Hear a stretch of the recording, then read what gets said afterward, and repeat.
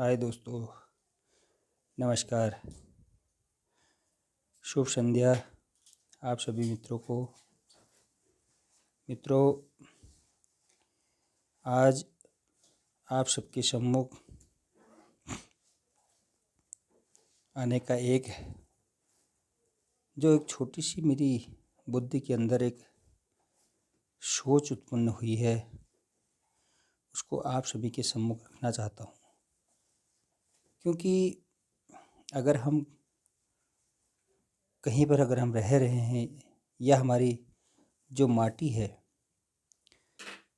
जो हमारी मातृभूमि है, कहीं न कहीं हमारा एक दायित्व तो उसके प्रति भी बनता है दोस्तों। क्योंकि लोग राजनैतिक, सामाजिक और कई प्रकार से विभिन्न संगठनों, दलों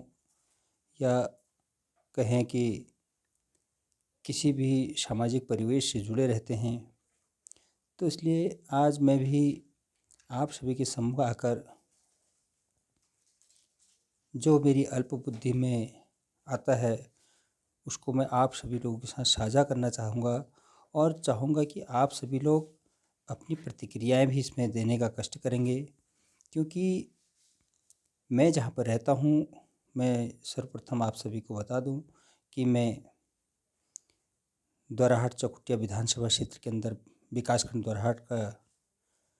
के गांव का अंतिम छोर का निवासी हूँ। मेरी ग्राम सभा अल्मोड़ा जनपद की सबसे बड़ी ग्राम सभा ग्राम ईड़ा के अंतर्गत मेरा जो तोक पड़ता है वह है चक चौक, और जिसको सभी जालली के नाम से जानते हैं। क्योंकि यहाँ पर एक राजकीय इंटर कॉलेज जो अभी CBSE के तहत एफिलिएटेड चल रहा है, और जो अगर मैं बात करूँ केवल चक चौक ईड़ा के अंतर्गत, तो वहाँ पर एक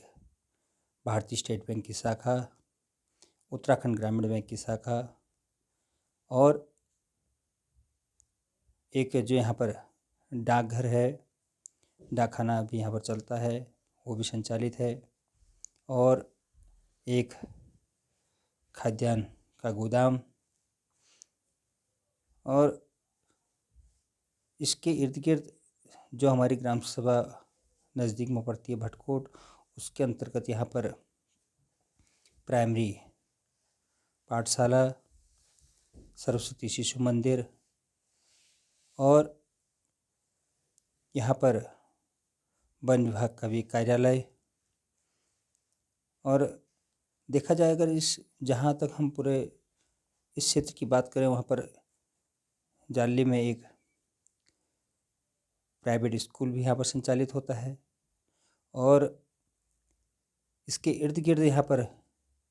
एक 33 KB उपकेंद्र भी यहाँ पर संचालित होता है, और एक वेटनरी पशु अस्पताल भी यहाँ पर संचालित होता है। और देखा जाए, जो मैं परसों आपको एक वीडियो साझा की थी अपने ब्लॉगिंग में, वो अतिरिक्त प्राथमिक स्वास्थ्य केंद्र मैंने आपको दिखाया था, और एक कन्या जूनियर हाई स्कूल भी यहाँ पर संचालित होता है। एक उद्यान विभाग का भी कार्यालय यहाँ पर है। तो दोस्तों, मैं केवल एक कहना चाहूँगा कि अगर जहाँ पर हम रहते हैं, क्या हमारा दायित्व है, और क्या हमारे जो चुने हुए जनप्रतिनिधि होते हैं, उनका क्या जनता के प्रति दायित्व होता है। मैं आज तक यह समझ पाने में असफल रहा हूँ कि अगर किसी क्षेत्र का अगर विकास होता है तो क्या उससे किसी को कोई समस्या उत्पन्न हो सकती है। जहाँ तक मैं समझता हूँ तो उसमें शायद किसी को कोई भी समस्या नहीं है। क्योंकि और मैं बता दूँ आपको कि यहाँ पर हमारा जो एक उप तहसील भी यहाँ पर संचालित होती है, जिसमें नायब तहसीलदार महोदय स्तर का यह कार्यालय है, जिसमें मात्र यहाँ पर अभी जो तैनाती है एक रजिस्ट्रार कानूनगो महोदय और एक नायब तहसीलदार महोदय की। तो दोस्तों, मैं आप सभी के साथ जो बातें साझा करना चाहता था वो ये है कि किसी क्षेत्र का जो अपेक्षित विकास होता है वो किसके माध्यम से, क्या जनता या जनप्रतिनिधि। अगर जनता के माध्यम से होता है तो वह किस प्रकार से होता है, जनप्रतिनिधि चुनने के माध्यम से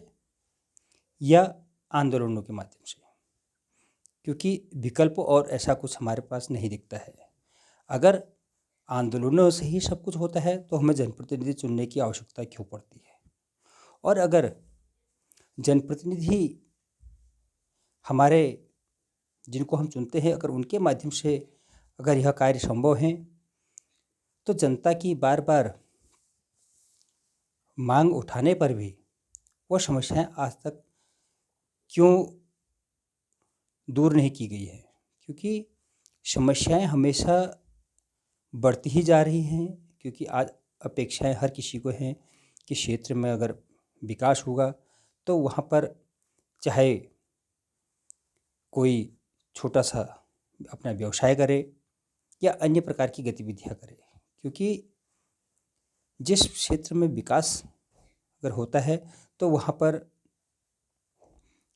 पलायन का दर अपने आप कम हो जाता है और व्यवसाय या उस क्षेत्र की आर्थिकी में सुधार होता है, ऐसा मेरा अपना मानना है। तो दोस्तों, जहाँ मैं आपको कहना चाह रहा था कि क्षेत्र में किसका दायित्व बनता है, मेरा यह क्षेत्र एक ऐसा क्षेत्र है जिसमें अगर मैं आपको बताना चाहूँगा तो यहाँ पर बहुत सी चीज़ें जो धरातल पर उकेरी नहीं गई हैं हमारे जनप्रतिनिधियों के द्वारा समय समय पर उनका जनता के बीच में घोषणाएं करवाना या उनको आश्वासन देना, कई प्रकार की गतिविधियां हमारे जनप्रतिनिधियों के द्वारा किया जाता है। लेकिन दुर्भाग्य है कि वो आज तक धरातल पर उकेरी क्यों नहीं गई है। तो साथियों, मैं इस वीडियो के माध्यम से आपसे केवल प्रतिक्रियाएं इस